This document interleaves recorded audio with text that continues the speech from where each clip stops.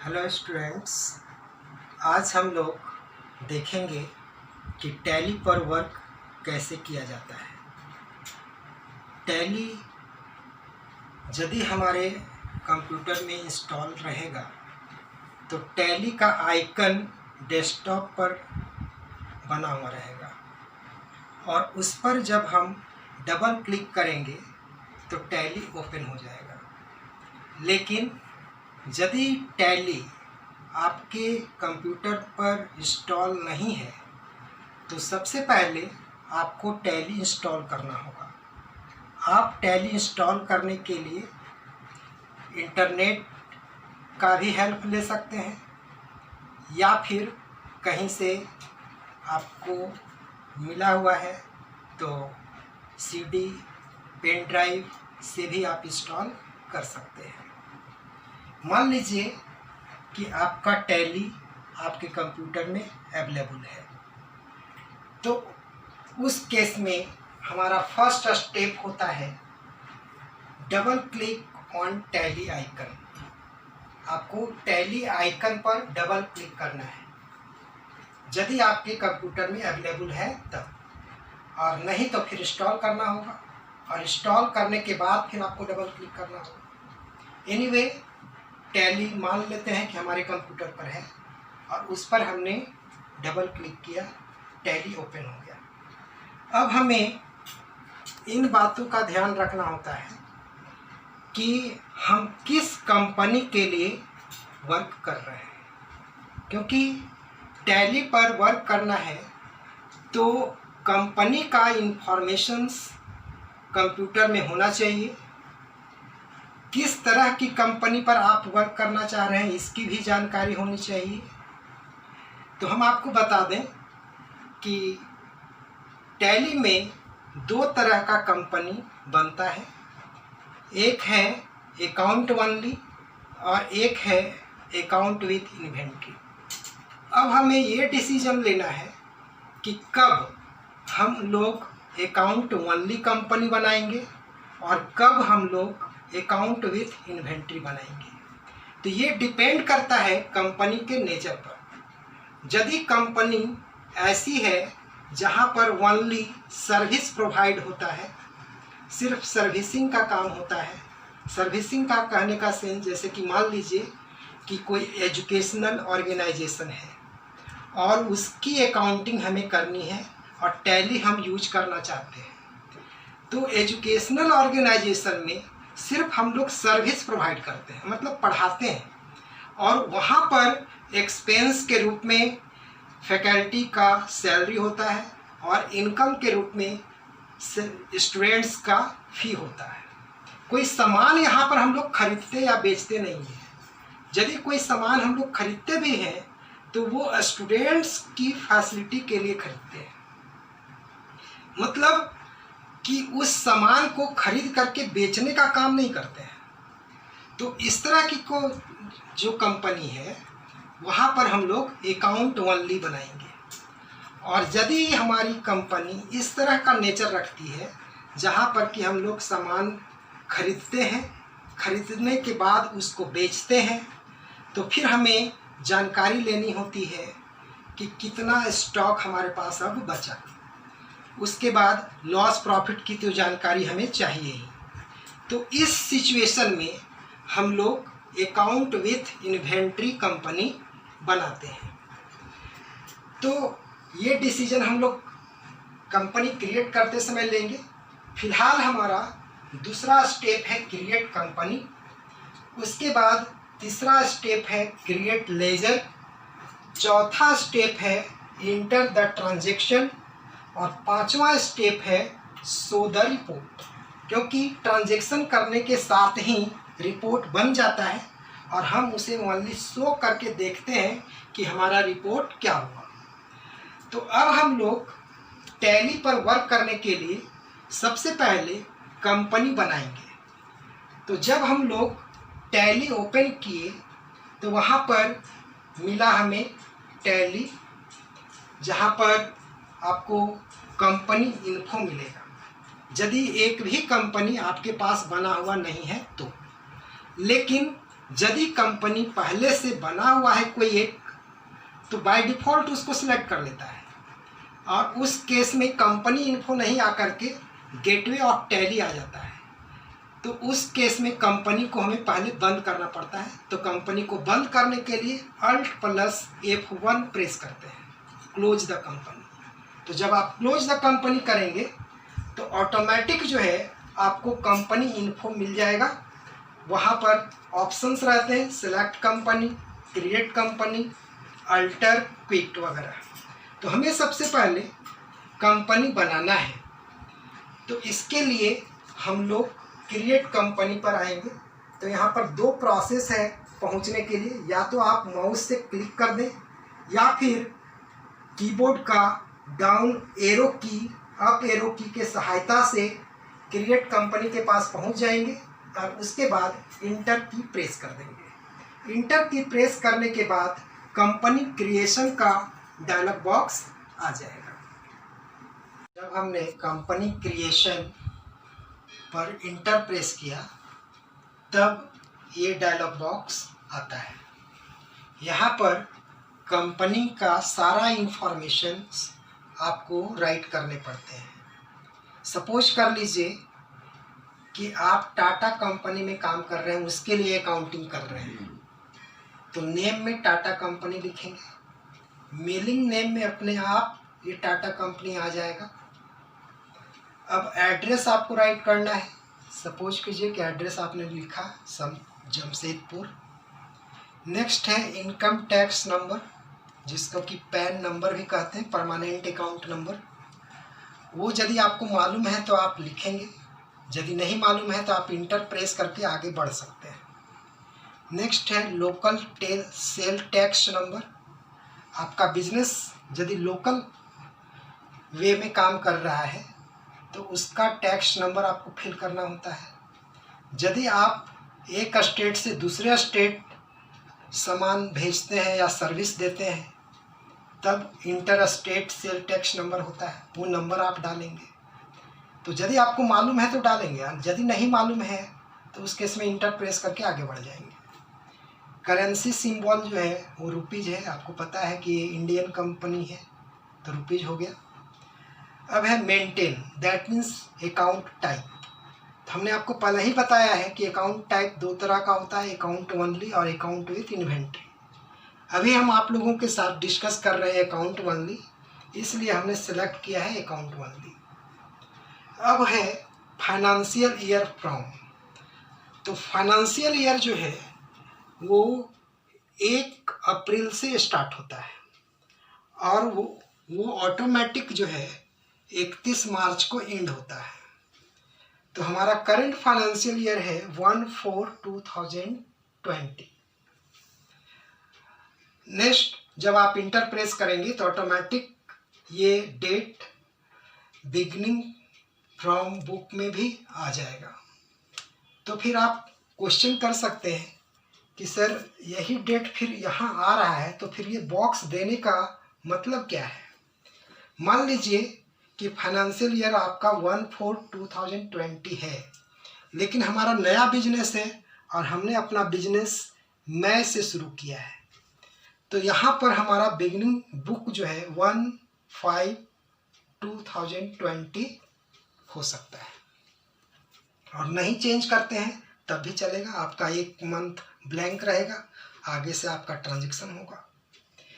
Next है use security control. यदि आप कंपनी को पासवर्ड से प्रोटेक्ट करना चाहते हैं तो यहाँ पर आप यस लिख करके इंटर प्रेस करेंगे, नहीं तो बाय डिफ़ॉल्ट यहाँ पर नो रहता है।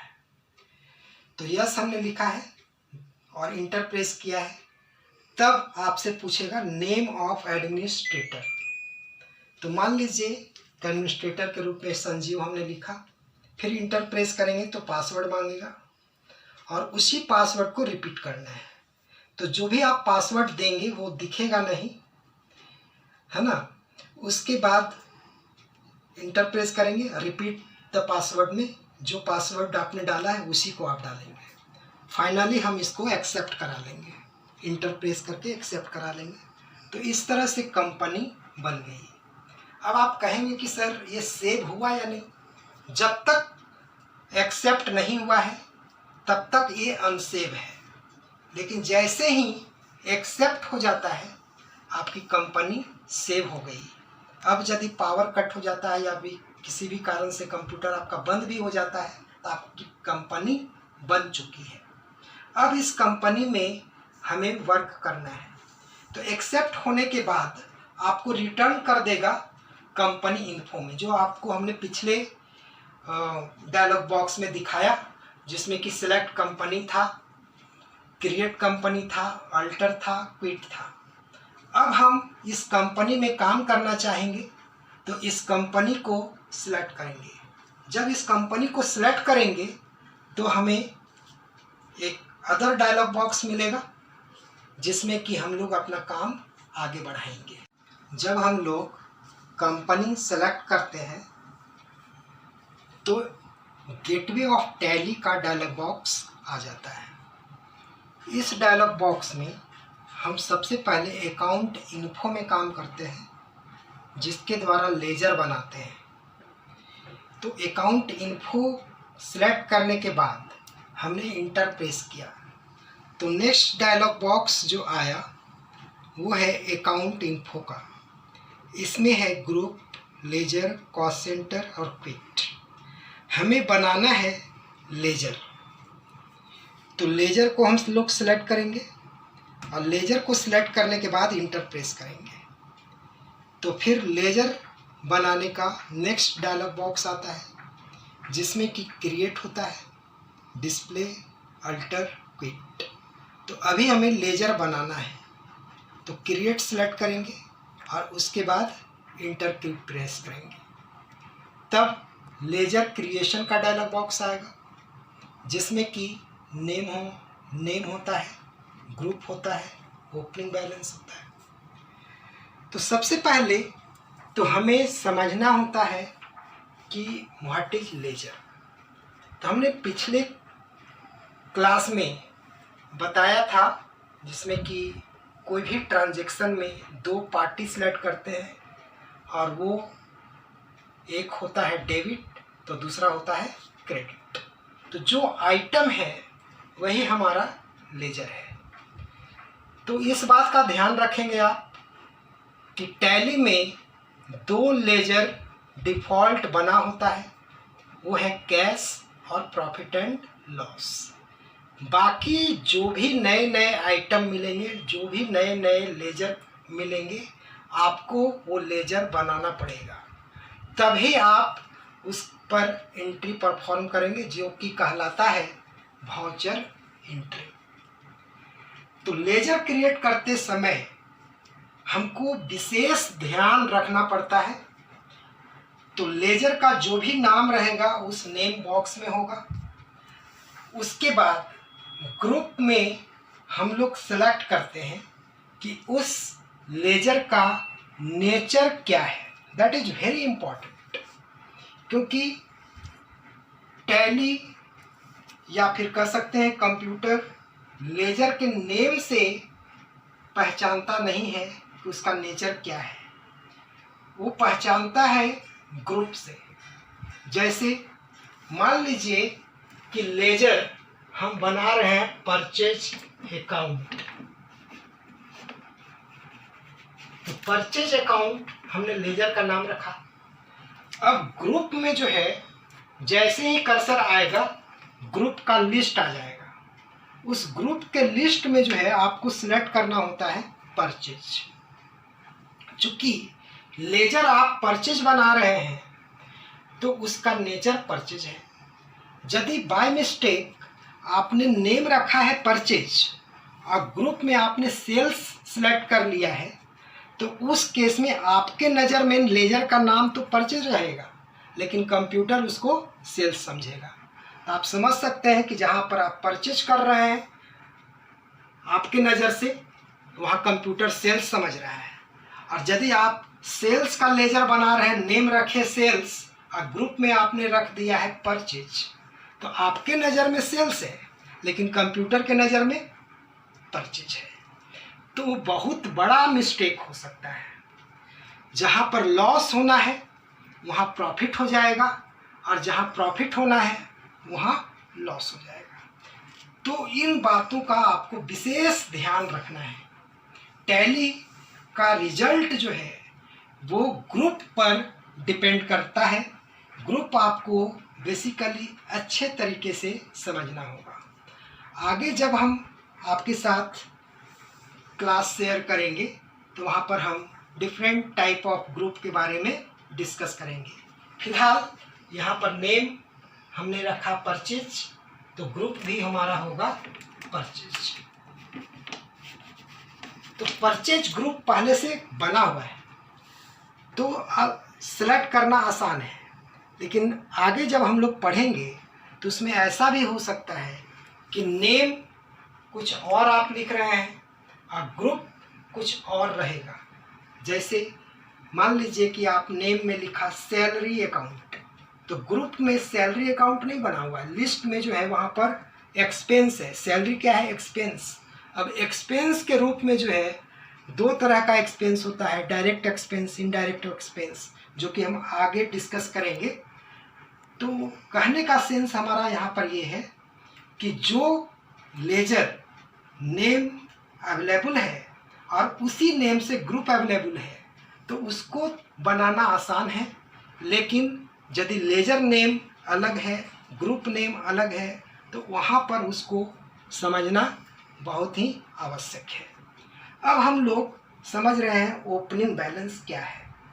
ओपनिंग बैलेंस यदि आप कंपनी जो क्रिएट किए हैं वो पहले से मैन्युअली चल रहा है और आज से आप उसको कंप्यूटराइज कर रहे हैं, तो उसका हर एक लेजर का क्लोजिंग बैलेंस जो है इस डायलॉग बॉक्स के ओपनिंग बैलेंस में लिखा जाएगा।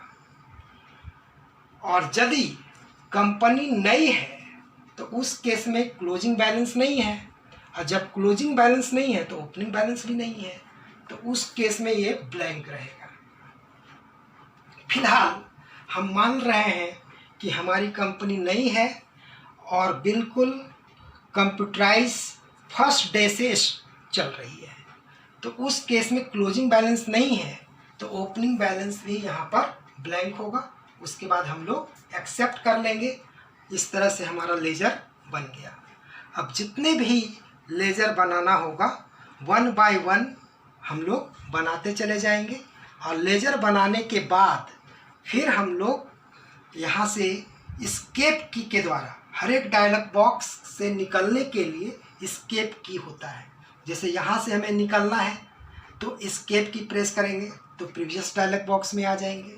फिर यहाँ से निकलना है तो एस्केप की प्रेस करेंगे तो इस डायलॉग बॉक्स में आ जाएंगे, और फिर यहाँ से निकलना है तो फिर एस्केप की प्रेस करेंगे तो फिर यहाँ आ जाएंगे। इस तरह से हम लोग यहाँ पर गेटवे ऑफ टैली में पहुँच जाएंगे, और फिर हमें वाउचर एंट्री करना होगा, जिसे हम लोग अगले क्लास में समझेंगे कि कंप्यूटराइज वाउचर एंट्री यहाँ पर कैसे किया जाता है।